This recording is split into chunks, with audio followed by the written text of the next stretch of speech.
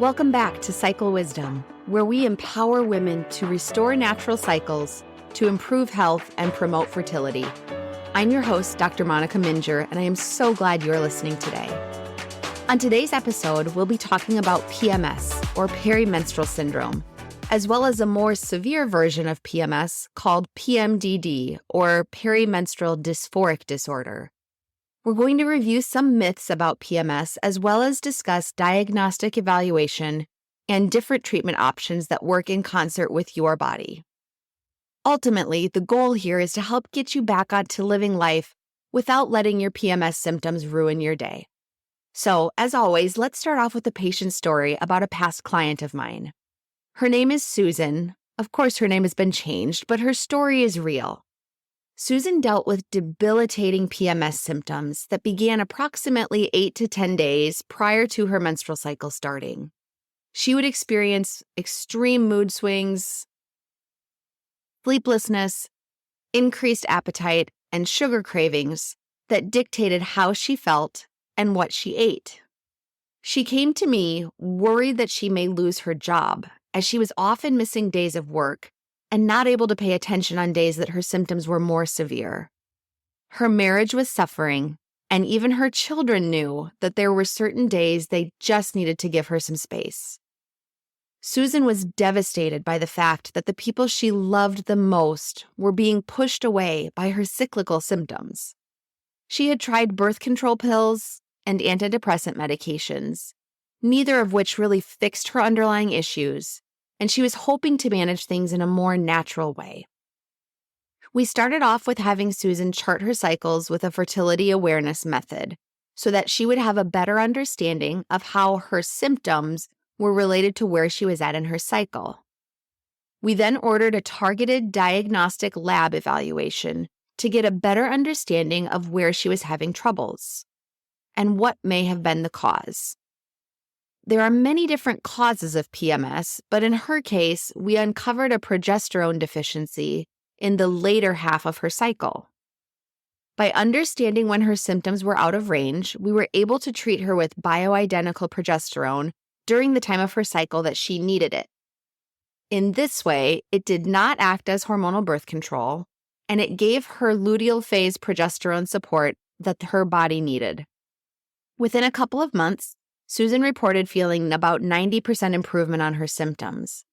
The best part is she was no longer missing work, and her husband came along with her to a follow-up appointment to report how much better things had been going. Susan's story is very common and can be seen to varying degrees in many women. In fact, up to 75% of women experience some type of PMS symptoms, which can include moodiness, trouble sleeping, carbohydrate or sugar cravings, restlessness, headaches, and fatigue. These symptoms generally begin anywhere from 7 to 12 days prior to the onset of their menses and typically resolve within 24 to 48 hours after the start of the menstrual cycle. Within those that suffer from PMS, there is an estimated 5 to 10% of women who suffer from a much more severe form of PMS called PMDD, or premenstrual dysphoric disorder.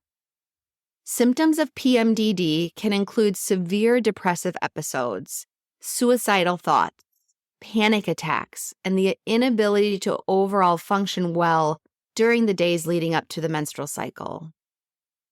Our approach to treating women that are suffering from PMS or PMDD always begins with charting your cycles using a fertility awareness method. That way, you'll have a better awareness of when your symptoms are occurring in relationship to your menstrual cycle.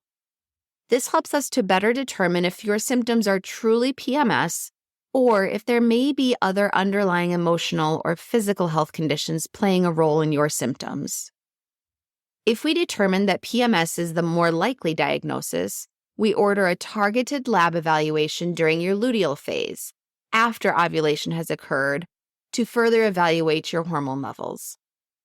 Depending upon lab results and individual preferences, we will then treat accordingly to help improve symptoms and minimize the significant impact that PMS can play in a woman's life. As mentioned in Susan's story, bioidentical progesterone support is one possible treatment option that we utilize if levels are found to be low. Other options may include HCG injections or naltrexone, both of which have been shown to have significant improvement in PMS symptoms in multiple studies. Treatment recommendations may also involve counseling or therapy to help manage the impact of symptoms around the time of the cycle, especially if your symptoms are present beyond that time frame that we would normally expect to see PMS.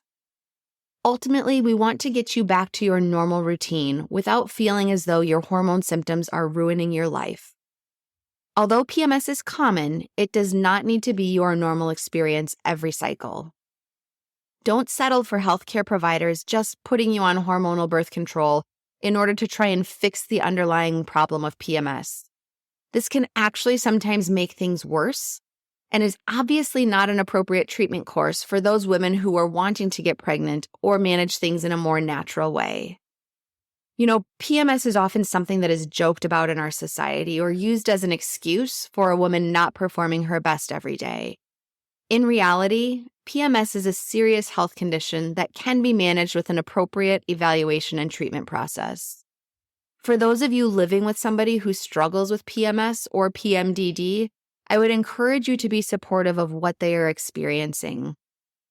The roller coaster of emotions and feeling as though things are out of control can be incredibly overwhelming. A supportive partner can help with charting cycles, working to find any links to current symptoms in conjunction with where things are at in the menstrual cycle, and getting appropriate medical professional help.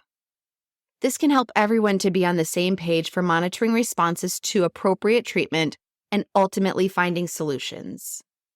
Now, if this is the kind of healthcare that you want to receive, I would encourage you to go to our website, radiantclinic.com, to learn how our care model for natural women's healthcare can benefit you, especially in regards to managing PMS symptoms. From our website, you may also schedule an in-person appointment to see me in the Cedar Rapids area or arrange for a telehealth visit if you live in the state of Iowa. Thank you so much for listening to this episode. Please share this podcast with someone in your life who would benefit from our services. Remember to subscribe to this podcast for more empowering content. I sincerely appreciate your support, and I look forward to sharing more with you on our next episode of Cycle Wisdom.